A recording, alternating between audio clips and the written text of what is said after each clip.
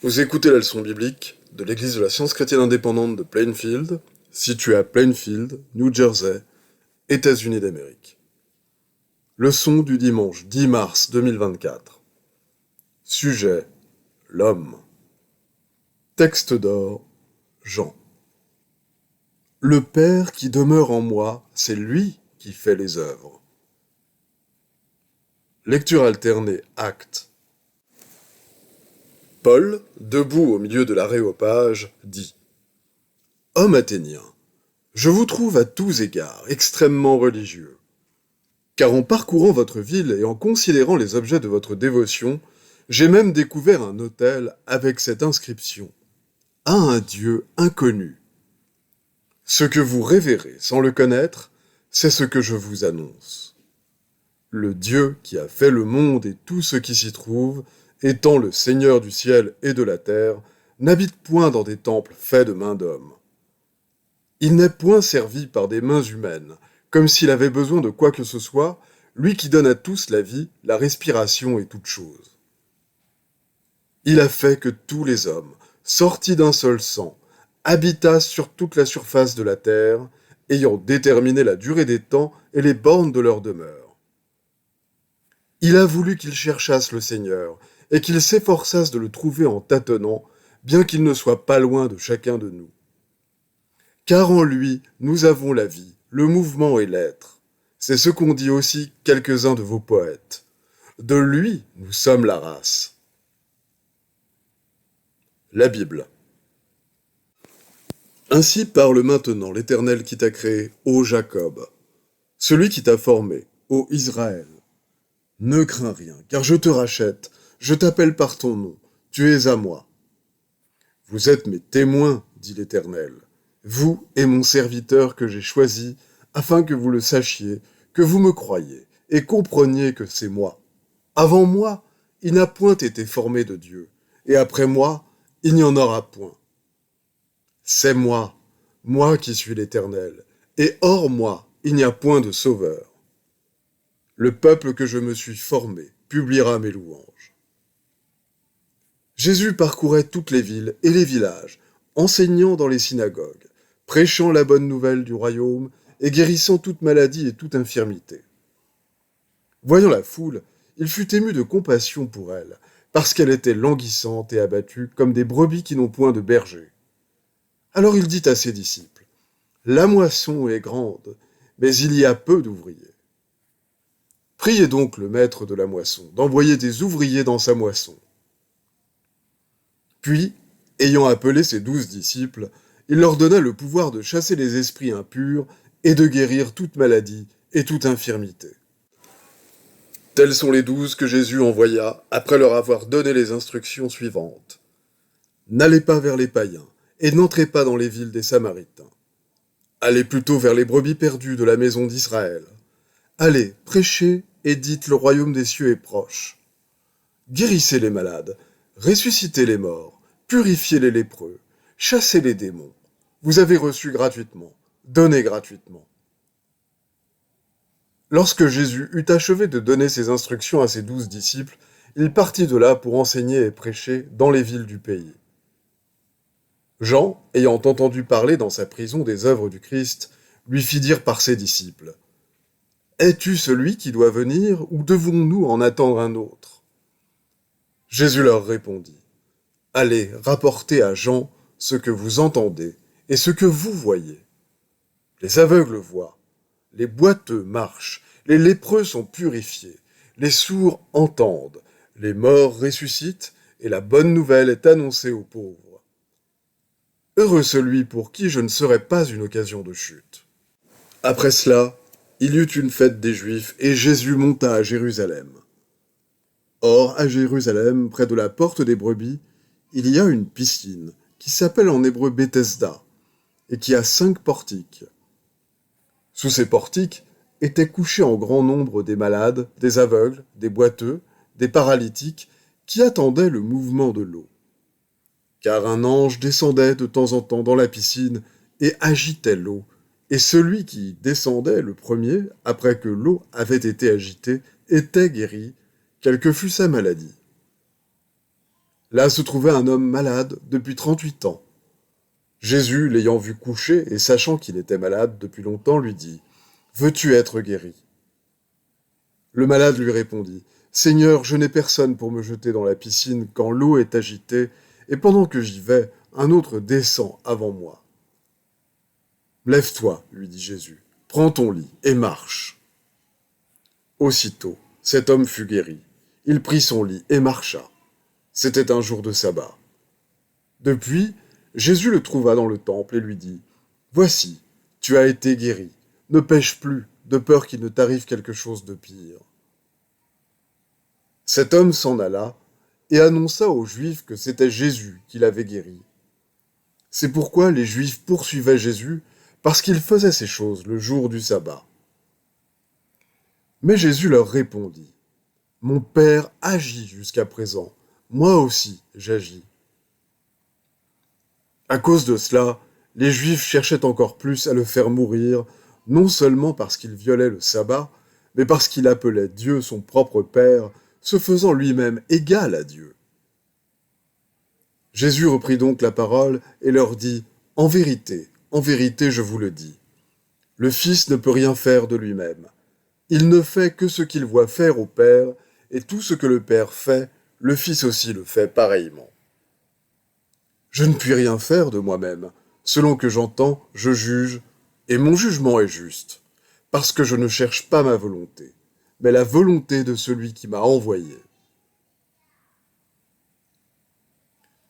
Moi et le Père, nous sommes un. » Alors les Juifs prirent de nouveau des pierres pour le lapider. Jésus leur dit, « Je vous ai fait voir plusieurs bonnes œuvres venant de mon Père. Pour laquelle me lapidez-vous » Les Juifs lui répondirent, « Ce n'est point pour une bonne œuvre que nous te lapidons, mais pour un blasphème. Et parce que toi, qui es un homme, tu te fais Dieu. » Jésus leur répondit, « Si je ne fais pas les œuvres de mon Père, ne me croyez pas. Mais si je les fais, quand même, vous ne me croyez point. Croyez à ces œuvres, afin que vous sachiez et reconnaissiez que le Père est en moi, et que je suis dans le Père. » Jésus ayant appelé ses disciples dit, « Je suis le vrai cep, et mon Père est le vigneron. Tout sarment qui est en moi, et qui ne porte pas de fruit, il le retranche. Et tout sarment qui porte du fruit, il l'émonde, afin qu'il porte encore plus de fruits. Déjà vous êtes purs, à cause de la parole que je vous ai annoncée. Demeurez en moi, et je demeurerai en vous. Comme le sarment ne peut de lui-même porter du fruit, s'il ne demeure attaché au cep, ainsi vous ne le pouvez non plus, si vous ne demeurez en moi. Je suis le cep, vous êtes les sarments. Celui qui demeure en moi, et en qui je demeure, porte beaucoup de fruits, car sans moi, vous ne pouvez rien faire. Je vais maintenant lire les passages corrélatifs, tirés du livre d'études de la science chrétienne, Science et santé, avec la clé des Écritures, de Mary Baker Eddy.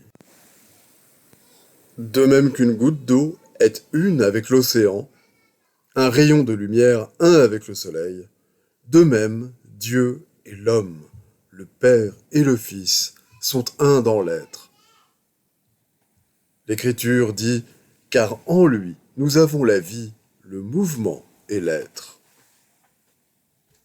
Question. Qu'est-ce que l'homme? L'homme est idée, l'image de l'amour. Il n'est pas physique. Il est l'idée composée de Dieu, incluant toutes les idées justes. Le terme générique pour tout ce qui reflète l'image et la ressemblance de Dieu, l'identité consciente de l'être telle qu'elle est révélée dans la science où l'homme est le reflet de Dieu, l'entendement, et par conséquent est éternel. Ce qui n'a pas d'entendement séparé de Dieu, ce qui n'a pas une seule qualité qui ne dérive de la divinité, ce qui ne possède ni vie, ni intelligence, ni pouvoir créateur qui lui soit propre, mais reflète spirituellement tout ce qui appartient à son Créateur. L'expiation exemplifie l'unité de l'homme avec Dieu, en vertu de laquelle l'homme reflète la vérité la vie et l'amour divin. Le Christ était l'esprit auquel Jésus faisait allusion dans ses déclarations. Je suis le chemin, la vérité et la vie. Moi et le Père, nous sommes un. Ce Christ, ou la divinité de l'homme Jésus, était sa nature divine, la sainteté qui l'animait. La vérité, la vie et l'amour divin donnaient à Jésus l'empire sur le péché, la maladie et la mort. Sa mission était de révéler la science de l'être céleste, de prouver ce qu'est Dieu et ce qu'il fait pour l'homme. Jésus envoya à Jean-Baptiste un message qui devait prouver incontestablement que le Christ était venu. Allez rapporter à Jean ce que vous avez vu et entendu. Les aveugles voient, les boiteux marchent, les lépreux sont purifiés, les sourds entendent, les morts ressuscitent, la bonne nouvelle est annoncée aux pauvres. En d'autres termes, rapportez à Jean ce qu'est la démonstration du pouvoir divin, et il verra aussitôt que Dieu est le pouvoir dans l'œuvre messianique. Puissent les chrétiens d'aujourd'hui saisir la portée plus pratique de cette carrière. Il est possible, c'est même le devoir et le privilège de tous, enfants, hommes et femmes, de suivre en quelque mesure l'exemple du Maître en démontrant la vérité et la vie, la santé et la sainteté. Jésus dit, « Voici les miracles qui accompagneront ceux qui auront cru. Ils imposeront les mains aux malades, et les malades seront guéris. » Qui croit ce qu'il a dit ? Il s'adressait à ses disciples, et cependant, il ne dit pas « Voici les miracles qui vous accompagneront », mais ceux qui auront cru dans tous les temps à venir. Ici, le mot « main » est employé métaphoriquement, comme dans le verset « La main droite de l'Éternel est élevée ». Ce mot exprime le pouvoir spirituel. Autrement, la guérison n'eût pu être accomplie spirituellement. Une autre fois, Jésus pria, non pour les 12 seulement, mais aussi pour tous ceux qui croiraient par leurs paroles. Débarrassons-nous de la croyance que l'homme est séparé de Dieu, et n'obéissons qu'aux principes divins, la vie et l'amour. Voilà le grand point de départ de toute vraie croissance spirituelle. Admettre en son fort intérieur que l'homme est la propre ressemblance de Dieu met l'homme à même de saisir l'idée infinie. Cette conviction ferme la porte à la mort et l'ouvre toute grande sur l'immortalité. Il faudra finalement arriver à comprendre et à reconnaître l'esprit, et nous ferions bien d'employer notre temps à résoudre les mystères de l'existence par la compréhension du principe divin. À présent, nous ne savons pas ce qu'est l'homme, mais nous le saurons certainement lorsque l'homme reflètera Dieu. La manifestation de Dieu à travers les mortels est comme la lumière passant à travers la vitre. La lumière et la vitre ne se confondent jamais, mais en tant que matière, la vitre est moins opaque que les murs. L'entendement mortel à travers lequel la vérité paraît avec le plus d'éclat est celui qui a perdu beaucoup de matérialité, beaucoup d'erreurs, afin de mieux laisser transparaître la vérité. Alors tel un nuage se fondant en une vapeur légère, il ne cache plus le soleil. Le corps et l'entendement matériel sont temporels, mais l'homme réel est spirituel et éternel. L'identité de l'homme réel n'est pas perdue, mais trouvée grâce à cette explication. Car par elle, l'infinitude consciente de l'existence et de toute identité est discernée et demeure inchangée. Il est impossible que l'homme perde quoi que ce soit de réel, puisque Dieu est tout et que l'homme le possède éternellement. La notion que l'entendement est dans la matière et que les prétendus plaisirs et douleurs, la naissance, le péché, la maladie et la mort de la matière sont réels est une croyance mortelle.